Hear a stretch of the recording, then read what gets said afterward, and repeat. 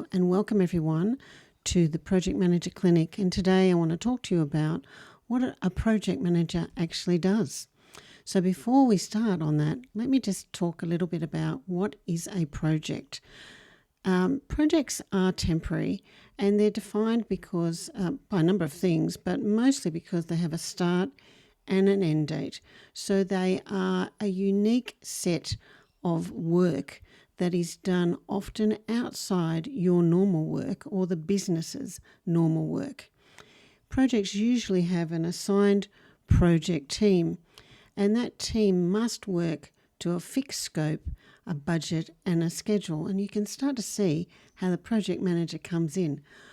Projects are very goal-oriented and they must be completed when specific goals are met. And usually we call these a bunch of milestones or some deliverables. So you'll already start to see from the project characteristics what a project manager does or the sort of skills that they need. The project manager really to me is the driver, and they work in unison with the project sponsor.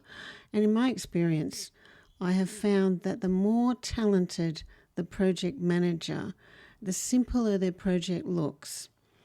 And they're often overlooked, and their project doesn't seem quite as complex as it actually is. But I can assure you, the easier it looks, the smoother it goes, the more experienced your project manager is.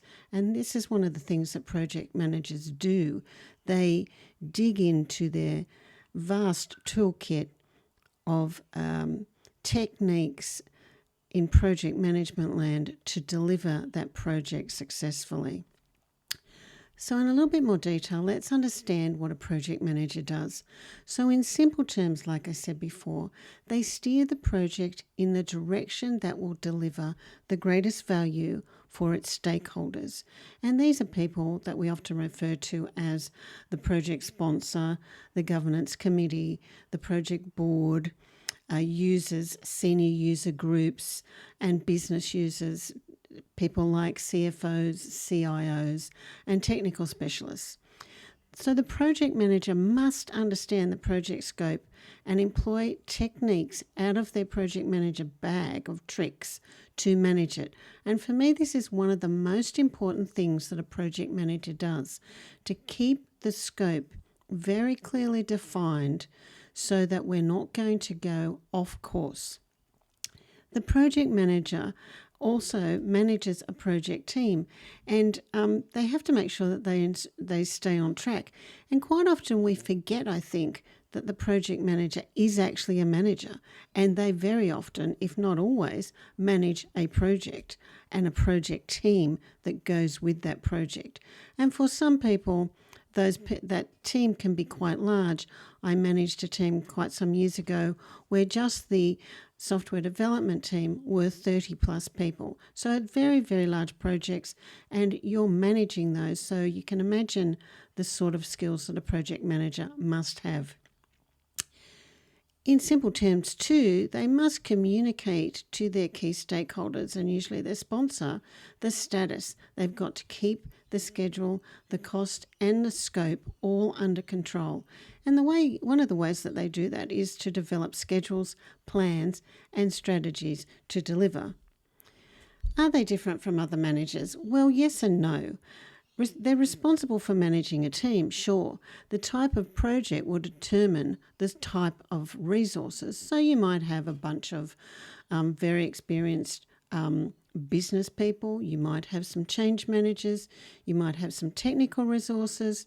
If it's a construction project or a medical or scientific project, you'll probably have some specialists as well. Now, how the project manager comes to manage those people, particularly when some of them are very specialised in their skills or very, very experienced, is one of the techniques that we learn as a project manager as we get more experienced.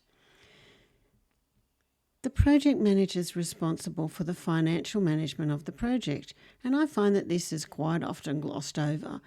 Really, for me, the project manager must understand how to put that budget together for the project, how to understand the cash flow of the project over time.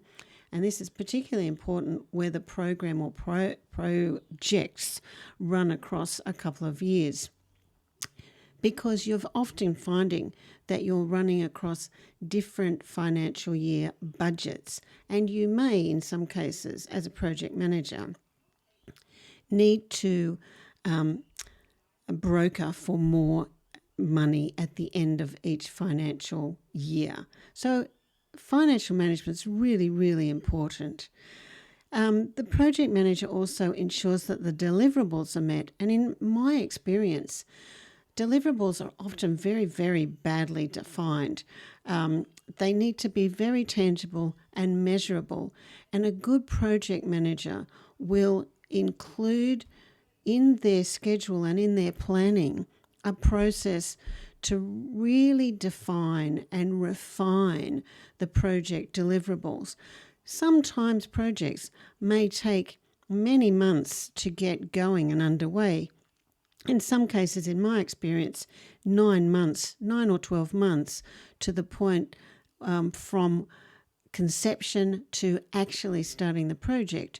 So a lot of things have changed over that period of time. And it's really important that the project manager understands how to do that. So in this way, it does differ a little bit, I guess, from some managers in line positions. The project manager generally through their career will move from position to position, and sometimes this will be within the one company, and other times, like me as a consultant or a contract project manager, you tend to move from organisation to organisation, just doing the projects or programs or a number of projects until there are no more projects for you to do. As I said, many project managers are contracted rather than being a permanent employee because, again, projects are not everyday business. They're not business as usual. They're a special thing. So most businesses hire in that expertise for a fixed amount of time. So if you're looking to be a project manager, you have to be able to morph and change with some of this change that's going to happen in your career. The key difference, I think, is that projects are finite. They have a start and an end date. So as the project manager starts to get towards the end of that project, you need to be thinking about what you're going to do next. And it's really important to understand that the project manager is a time-boxed activity for the duration of that project. So they're not going to go on to potentially manage other projects in that organisation, although sometimes they do. In some cases, the project manager has a line management role and they have just been seconded into the project for a finite amount of time whilst that project works or is completed. Once that happens, if they're a permanent staff member, they may go back to their normal activity. So some of the things that make project managers different in everyday project management is that they're generally not involved in the professional development of the resources that they have on their project. We are often given people as a resource without us having the benefit of choice because it's who's available at the time or it's what skill set we actually need for the duration of the project. Many project resources that are already on your project, so they've been assigned to you, will already report to a line manager who sits outside of your project, and those people are responsible for the employee's performance and their development. Project resources are often and mostly only assigned for the project's duration, and that's why, as I said before, they're usually a temporary hire or a contractor there for a specific role or purpose. project managers typically manage cross-functional teams depending on the size of the project, and this may include resources that they liaise with across the business, but they have no authority over. So you can start to see that the skill set that a project manager needs to have is quite specialised and slightly different to that of a normal line manager. Maybe not different to a more senior executive in an organisation who's managing across different areas in the organisation. But definitely as project managers, we are pushed to manage to a time box and a schedule and a scope. Our management toolset, unlike a line manager, is project-based. So we have a whole bunch of project-related techniques and tools that we employ when managing a project. The focus is on delivering in that agreed time frame. So many project managers who are more experienced have a lot of knowledge around the human aspects of management of people and teams. Many of us, like myself, will have a pretty good grounding in change management and organisational transformation concepts. And these can be applied to when you're on a difficult project or you're trying to get things through that are complex and people are averse potentially to the change that's happening. So the types of people involved in a project are generally the executives. So you need to have those senior people who are going to be guiding the project on its path, and they also help to grease the way for you when you need assistance to get things moving. You often find, particularly at a program level, that there are a number of other project managers that sit underneath the project or the program. And sometimes, in my experience, I may have 6 or so senior project managers who are sitting underneath my program. Each one of those project managers may also have assistant project managers, project coordinators, or team leaders that are reporting into their project. So it can get to be quite a large structure. We generally like to have change managers, we have technical specialists, we have subject matter experts that we generally draw from the business. So these people are often not necessarily fully allocated to the project. So again, we have to broker their participation.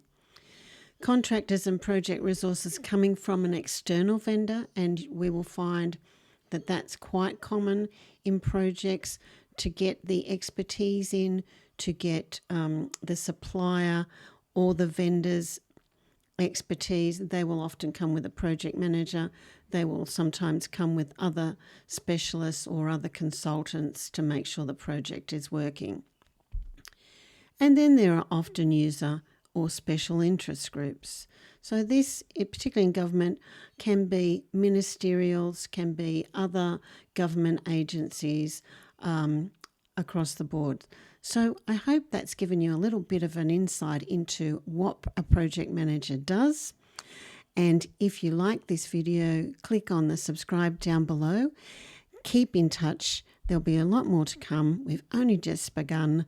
And if you'd like to know more about my services, you can go to the website, which is at www.pmclinic.com.au. Have a great project day. Bye for now.